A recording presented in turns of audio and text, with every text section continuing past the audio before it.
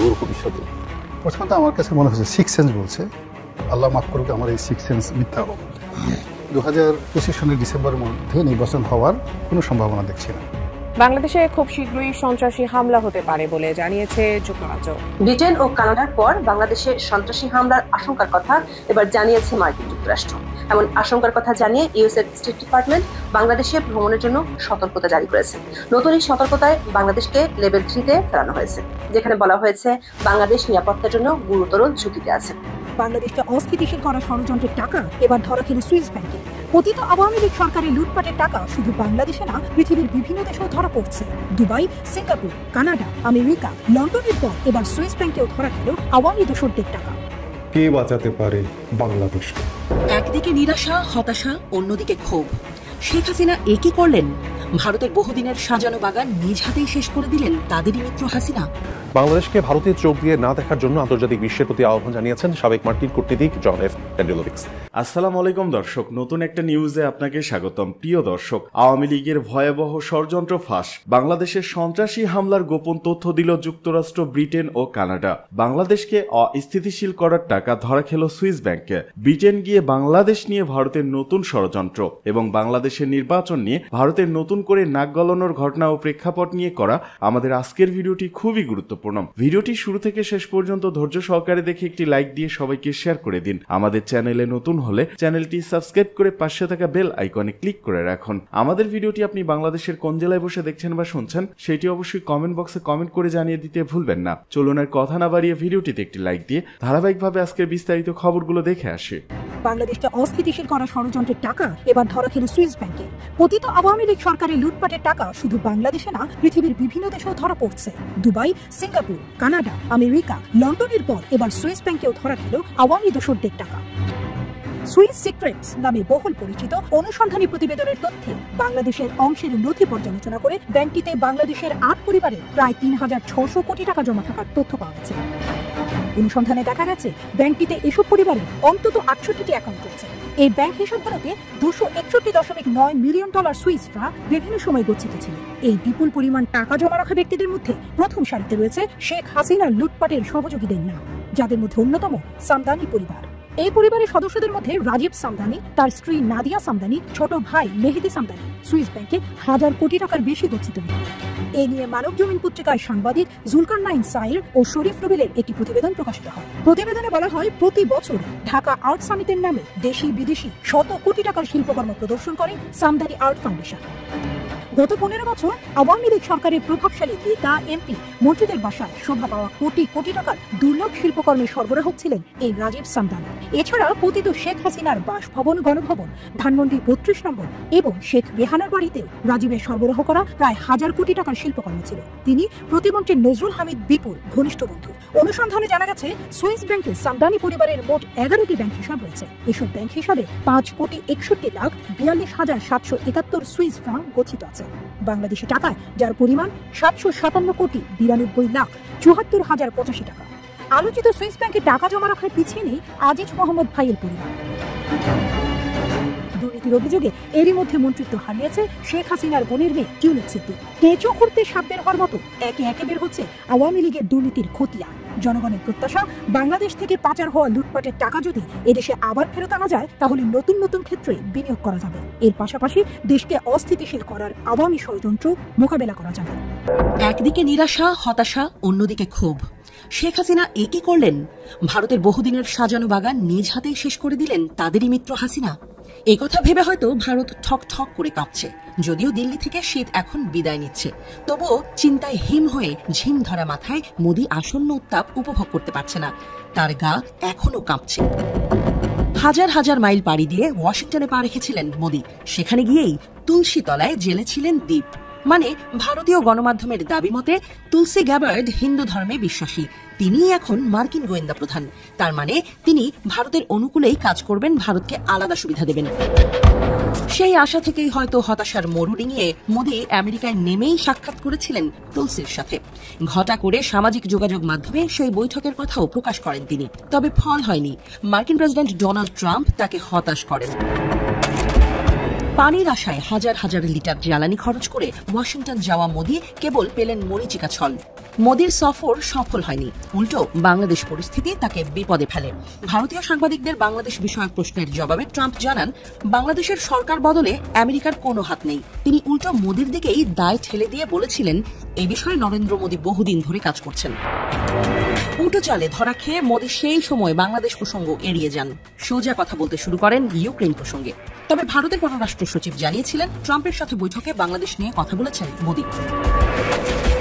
আমেরিকায় সুবিধা করতে না পেরে সে সময়ও ভারতের পররাষ্ট্র সচিব বাংলাদেশের সাথে সুসম্পর্ক চাওয়ার কথা বলেছিলেন। তবে ভারত কোনোভাবেই বাংলাদেশ হাতছাড়া হয়ে যাওয়ার বেদনা ভুলতে পারছে না। হাসিনার পতন তাদের কাছে এখনো অবিশ্বাস্য ঠেকছে। হাসিনাকে বাংলাদেশের ক্ষমতায় ফেরানোর চেষ্টা এখনো করছে দিল্লি। ব্রিটেন ও কানাডার পর বাংলাদেশে সন্ত্রাসী হামলার আশঙ্কার কথা এবার জানিয়েছে মার্কিন যুক্তরাষ্ট্র।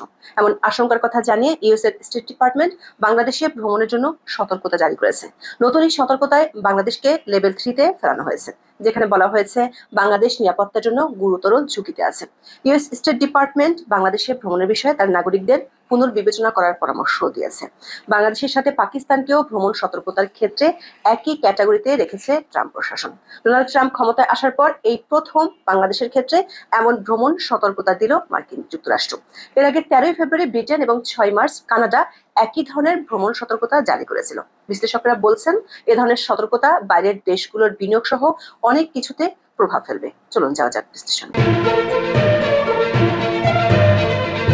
7 মার্চ বাংলাদেশ সময় মধ্যরাতে ট্রাম্প প্রশাসনের পক্ষ থেকে ইউএস স্টেট ডিপার্টমেন্ট বিশ্বের 126টি দেশে ভ্রমণের জন্য সতর্কতা জারি করেছে।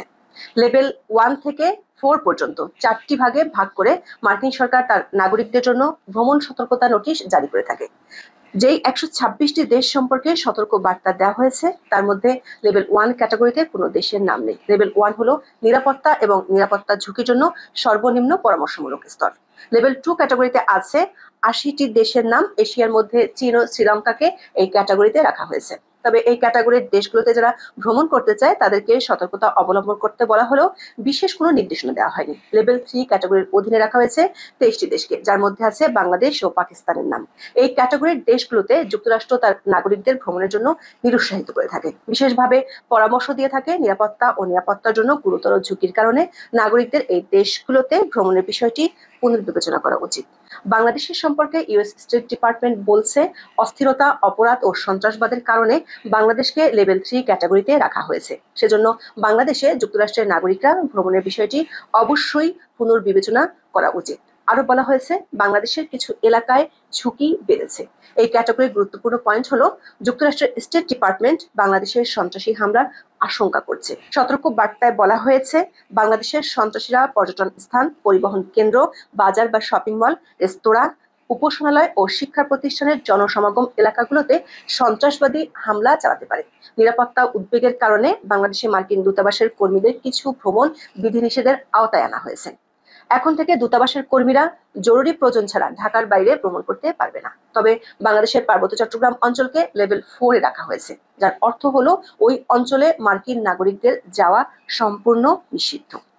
আফগানিস্তান সহ বিশ্বের 21টি দেশকে ভ্রমণ নিষেধাজ্ঞার ক্ষেত্রে লেভেল 4-এ রেখেছে US state department. Sheikh Hasina সরকার পতনের পর 6 আগস্ট বাংলাদেশকে লেভেল 4-এ ফেলে ভ্রমণ নিষেধাজ্ঞা দিয়েছিল যুক্তরাষ্ট্রের স্টেট ডিপার্টমেন্ট। তবে তখনকার বাইডেন প্রশাসন পরদিনই অর্থাৎ 7 আগস্ট এই নিষেধাজ্ঞা তুলে নিয়েছিল। যুক্তরাষ্ট্রের ভ্রমণ পরামর্শ নিয়মিতভাবে পর্যালোচনা করে থাকে স্টেট ডিপার্টমেন্ট। সাধারণত লেভেল 4-এর নিষেধাজ্ঞা একবার দিলে সেটি 6 মাসের আগে পর্যালোচনা করা হয় না, কিন্তু তখন বাইডেন প্রশাসন একদিনের মধ্যে সে নিষেধাজ্ঞা তুলে নিয়েছিল। 12 আগস্ট বাইডেন প্রশাসনের জারি করা নোটিশে বলা হয়েছিল, ডক্টর মোহাম্মদ ইউনূস একটি নতুন অন্তর্বর্তীকালীন সরকারের নেতৃত্ব দিচ্ছেন, যা নিরাপত্তার সমস্যার সমাধানের জন্য কাজ করছে। কারণ বাংলাদেশি সেনাবাহিনীর দেশব্যাপী মোতায়েন করা অব্যাহত রয়েছে এবং পুলিশ ধীরে ধীরে তাদের পদে ফিরে আসছে। তখন দেশব্যাপী ভাঙচুর, অগ্নিসংযোগ ও হামলার ঘটনা ঘটছিল। বিশেষ করে সংখ্যালঘুদের উপর হামলার অনেক ঘটনা ঘটলেও বাইডেন প্রশাসন ভ্রমণ নিষেধাজ্ঞা তুলে নিয়েছিল, যেটি সচরাচর হতে দেখা যায় না। দর্শকের আগে যুক্তরাজ্য বাংলাদেশের সন্ত্রাসী হামলার আশঙ্কা প্রকাশ করে গত 13 ফেব্রুয়ারি ভ্রমণ সতর্কতা জারি করেছিল। যুক্তরাজ্যের ওই সতর্কতায় বলা হয়েছে, বাংলাদেশ সন্ত্রাসী হামলার উচ্চ ঝুঁকিতে আছে। দেশটি বাংলাদেশে অবস্থানরত ও আগত ব্রিটিশ নাগরিকদের সতর্ক থাকার পরামর্শ দিয়েছিল।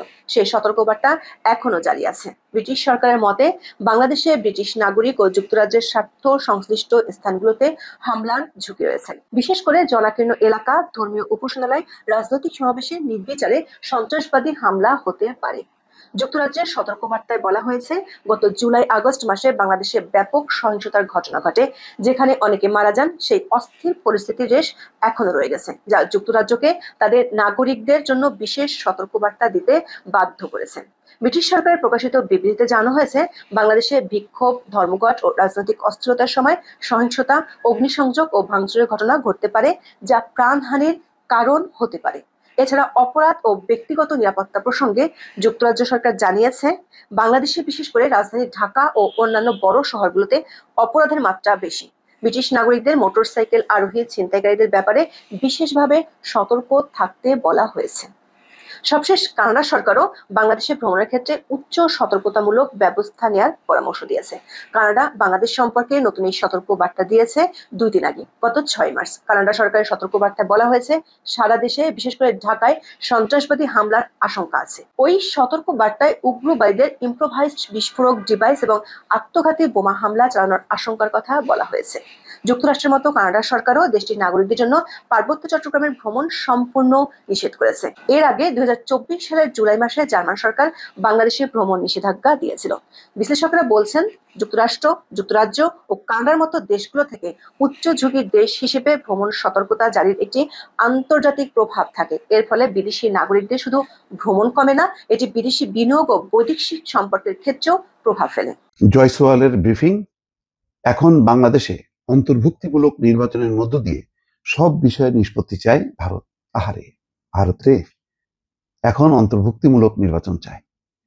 যখন শেখ হাসিনা ছিল তখন এই কথা উচ্চারণই করতো না। নির্বাচন কেমনে হবে না হবে বলার সাথে সাথে বলতো যে এটা বাংলাদেশ আভ্যন্তরীণ বিষয়। এখন আর এই বিষয়টা আভ্যন্তরীণ বিষয় না। এখন নির্বাচন, বাংলাদেশের গণতন্ত্র, বাংলাদেশের সংখ্যালঘু, সব বিষয়টা হচ্ছে ভারতের। এখন ভারত সবকিছু টেক ওভার করছে। আগে এইসব বিষয়ে উচ্চারণ হওয়ার সাথে সাথে বলতো যে এটা ওই দেশের আভ্যন্তরীণ বিষয়, নির্বাচন কেমন হবে না হবে জনগণ সিদ্ধান্ত নেবে, বাংলাদেশের সরকার ডিসিশন নেবে, তাদের নির্বাচিত পার্লামেন্ট আছে, এই সমস্ত কথাগুলি বলতো। এখন কিন্তু তারা সেটা বলছে না। এখন তারা অন্তর্ভুক্তিমূলক নির্বাচন চায়। তো অন্তর্ভুক্তিমূলক নির্বাচন আগে কারা বলতো? আগে বলতো মার্কিন যুক্তরাষ্ট্র। কেন বলতো? যাতে বিএনপি সহ বিরোধী সকল দলগুলোকে নিয়ে আওয়ামী লীগ যাতে নির্বাচন করে। আর ভারত তখন বলতো না। কেন বলতো না? এই কারণে, যেহেতু আওয়ামী লীগ চায় না, আওয়ামী লীগ চায় তারা নিজেরা নির্বাচন করবে এবং ক্ষমতায় থাকবে। এই জন্য অন্তর্ভুক্তিমূলক নির্বাচন, অর্থাৎ অংশগ্রহণমূলক যে নির্বাচন, সেই নির্বাচনের কথা বলেনি। কি রাতারাতি কিভাবে পাল্টে গেল? এখন আমেরিকা নিশ্চুপ বাংলাদেশের ব্যাপারে, তাদের কোনো ব্রিফিং নাই, কিছু নাই। মাঝে মধ্যে ইউরোপ বা জাতিসংঘ তারা নির্বাচনের কথা বলে, অন্তর্ভুক্তিমূলক নির্বাচন কথা বলে। আমেরিকা চুপ।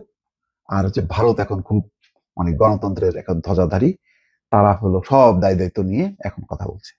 দেখেন ভারতের যে কত কি বলে ন্যাক্কারজনক, তাদের যে দ্বিমুখিতা কিভাবে প্রকাশ পাচ্ছে এখন যেহেতু আওয়ামী লীগ নাই, সুতরাং এখন তাদের অন্তরে জ্বালা। এখন বাংলাদেশের গণতন্ত্র, বাংলাদেশের মানবাধিকার, সংখ্যালঘুদের নিরাপত্তা, এসব নিয়ে তারা উচ্চকিত। সে কথা এখন আর তারা গোপন রাখছেন না, একদম সামনাসামনি আনছে। ভারত বাংলাদেশ সরকারকে আরো একবার মনে করিয়ে দিল, তারা চায় যে সে দেশের সরকার সংখ্যালঘুদের উপর হামলাকারীদের দ্রুত সাজা দিক, অন্তর্ভুক্তিমূলক নির্বাচনের মধ্য দিয়ে বাংলাদেশের সব বিষয়ের নিষ্পত্তি করুক। শুক্রবার পররাষ্ট্র মন্ত্রণালয়ের সাপ্তাহিক ব্রিফিং এক প্রশ্নের জবাবে মন্ত্রণালয়ের মুখপাত্র রণধীর জয়সওয়াল এসব কথা বলেন। তিনি বলেন, সংখ্যালঘুদের জীবন, সম্পত্তি এবং ধর্মীয় প্রতিষ্ঠান রক্ষার দায়িত্ব সেই দেশের অন্তর্বর্তী সরকারের। সেই দায়িত্ব তারা পালন করুক। এই প্রথম ভারতের পক্ষ থেকে সংখ্যালঘুদের উপর নির্যাতনের একটি খতিয়ানও দেওয়া হয়েছে। দেখেন, এখন বাংলাদেশে তারা খতিয়ানও রেকর্ড করে রাখতেছে, সেগুলি আবার তারা সামনেও আনছে। সেখানে বলা হচ্ছে, গত বছর 5ই আগস্ট থেকে এই বছরের 16ই ফেব্রুয়ারি পর্যন্ত 2374টি ঘটনা ঘটেছে। তো 5ই আগস্ট থেকে তারা হিসাবটা রাখছে। 5ই আগস্টের আগে, অর্থাৎ শেখ হাসিনা থাকার সময় 15 বছরে সংখ্যালঘুদের উপর কি নির্যাতন হয়েছে কি হয়নি, এই খতিয়ান তাদের নাই। এখন তাদের হিসাব হলো সব 5ই আগস্টের পর থেকে। তার মধ্যে সে দেশের পুলিশ 1254টি ঘটনা যাচাই করেছে। এসব ঘটনায় 98% রাজনৈতিক, তিনি বলেন, ভারত চায় প্রতিটি ঘটনার পুঙ্খানুপুঙ্খ তদন্ত শেষে অপরাধীদের সাজা দেওয়া হোক। সম্প্রতি ওমানে ভারতের পররাষ্ট্রমন্ত্রী এস জয়শঙ্করের সঙ্গে বৈঠকের পর দেশে ফিরে বাংলাদেশের পররাষ্ট্রমন্ত্রী তৌহিদ হোসেন এক মন্তব্য বলেছিলেন যে সংখ্যালঘুদের রক্ষার বিষয়টি বাংলাদেশের অভ্যন্তরীণ বিষয়, এই নিয়ে ভারতের উদ্বেগের কারণ নেই। সেই প্রশ্নের উত্তরে জয়সওয়াল নির্যাতনের খতিয়ান তুলে ধরে এই মন্তব্য করেন। জয়সওয়াল দাবি করেন, বাংলাদেশের আইন শৃঙ্খলা পরিস্থিতি খুবই উদ্বেগজনক। বাংলাদেশের আইন শৃঙ্খলা এটা বলতেছে না, বাংলাদেশের আইন শৃঙ্খলা পরিস্থিতি সেই দেশের আভ্যন্তরীণ বিষয়, এখন তারা সেটা বলতেছে না। আচ্ছা, গুরুতর অপরাধে আটক এবং সাজাপ্রাপ্ত সন্ত্রাসী এবং উগ্রপন্থীদের ছেড়ে দেওয়ার কারণে পরিস্থিতি আরো খারাপ হয়েছে। কি কারণে মানে উদ্বেগজনক, সেটারও কারণ তারা ব্যাখ্যা করতেছে। এখন আর বাংলাদেশের আভ্যন্তরীণ বিষয় বলে কিছু নেই ভারতের কাছে। বাংলাদেশের আন্দোলনকারী ছাত্র সম্প্রতি রাজনৈতিক দল গঠন করেছে, এই বিষয়ে প্রতিক্রিয়া ব্যাপারে কোনো মন্তব্য করেনি। তিনি বলেন, ভারত সবসময় স্থিতিশীল, প্রগতিশীল, শান্তিপূর্ণ ও অন্তর্ভুক্তিমূলক বাংলাদেশের সমর্থক। ভারত চায় তারা অন্তর্ভুক্তিমূলক নির্বাচনের মধ্য দিয়ে সব বিষয়ের নিষ্পত্তি করে। সেই জন্যই কষ্ট লাগতেছে। এই কথাগুলি যদি তারা আগে বলতো, অর্থাৎ দ্বাদশ জাতীয় সংসদ নির্বাচন, যেটা আমিরামি নির্বাচন, সেই নির্বাচন আগে যদি তারা বলতো, তাহলে হয়তো আওয়ামী লীগ একটু চিন্তা করতো। তখন কিন্তু তারা একদম মুখে তালা মেরেছিল। ইউরোপ, আমেরিকা, জাতিসংঘ সবাই দফায় দফায় বলছে, কিন্তু তারা বলে তো নিয়ে উল্টা আরো কূটনীতিকদের, সারা বিশ্বের কূটনীতিকদের জড়ো করে বাংলাদেশের যে পররাষ্ট্র সচিব ওই সময়, তাকে দিয়ে ব্রিফিং করাইছে যে না, বাংলাদেশে ঠিক মতো নির্বাচন হচ্ছে। এদিকে সরকার পাল্টালে ভারত বাংলাদেশ সম্পর্কের পরিবর্তন আসতে পারে, জানালেন ভারতের সেনাপ্রধান। সরকার পাল্টালে ভারতের সঙ্গে বাংলাদেশের সম্পর্কে পরিবর্তন আসতে পারে বলে মন্তব্য করেছেন ভারতের সেনাপ্রধান উপেন্দ্র দ্বিবেদী। শনিবার নয়াদিল্লিতে ইন্ডিয়া টুডে কনক্লেভের এক অধিবেশনে চীন ও পাকিস্তানের মধ্যকার সম্পর্কের বিষয়ে কথা বলার সময় বাংলাদেশ প্রসঙ্গে এই কথা বলেন তিনি। এই খবর দিয়েছে অনলাইন এনডিটিভি। এতে বলা হয়, চীন ও পাকিস্তানের প্রতি পরোক্ষ ইঙ্গিত করে দ্বিবেদী বলেছেন, তাদের মধ্যে উচ্চমাত্রার যোগাযোগ রয়েছে, যা মেনে নিতে হবে। এর অর্থ দুই ফ্রন্টের হুমকি এখন বাস্তবতা। অধিবেশন চলাকালীন সেনাবাহিনীর প্রস্তুতি, চলমান সংঘাত থেকে শিক্ষা, বাংলাদেশের পরিস্থিতি এবং প্রকৃত নিয়ন্ত্রণ রেখা এবং নিয়ন্ত্রণ রেখা সম্পর্কে বিষয়ে জবাব দেন ভারতের সেনাপ্রধান। প্রশ্নকর্তাকে উদ্দেশ্য করে দ্বিবেদী বলেন, দ্বিতীয়ত, আপনি যে বিষয়ে জানতে চেয়েছেন তা হচ্ছে সহযোগিতা বা আমাদের পশ্চিমা প্রতিবেশী এবং বাংলাদেশের মধ্যে সম্পর্ক। পাকিস্তান এবং বাংলাদেশের মধ্যকার ক্রমবর্ধমান ঘনিষ্ঠতার ইঙ্গিত দেওয়া প্রতিবেদন সম্পর্কের প্রশ্ন করা হলে দ্বিবেদী বলেন, আমার মতে যেহেতু সন্ত্রাসবাদের কেন্দ্রস্থল একটি নির্দিষ্ট দেশ, তাদের আমাদের প্রতিবেশী যে কোনো দেশের সঙ্গে সম্পর্ক রয়েছে, তাই আমাদের উদ্বিগ্ন হওয়া উচিত। আমি এ বিষয়ে উদ্বিগ্ন। সন্ত্রাসবাদের পথটি সেই দেশ থেকেও ব্যবহার করা হতে পারে, যা আমাদের প্রধান উদ্বেগের বিষয়। বাংলাদেশ ইস্যুতে ভারতের সেনাপ্রধান বলেন, বাংলাদেশের ভূমিকা নিয়ে এখন সিদ্ধান্ত নিলে তা অনেক তড়িৎ সিদ্ধান্ত হবে। সেখানে সরকারের পরিবর্তন হলে ভারতের সঙ্গে বাংলাদেশের সম্পর্কের পরিবর্তন আসতে পারে, কেননা আমি এই বিষয়টি খুবই স্পষ্ট যে বর্তমান সামরিক বাহিনী বাংলাদেশের সঙ্গে আমাদের সম্পর্ক খুবই শক্তিশালী। আমাদের মধ্যে নিয়মিত নোট বিনিময় হয়, যাতে কোনো ধরনের দ্বিধাদ্বন্দ্ব এড়ানো যায়।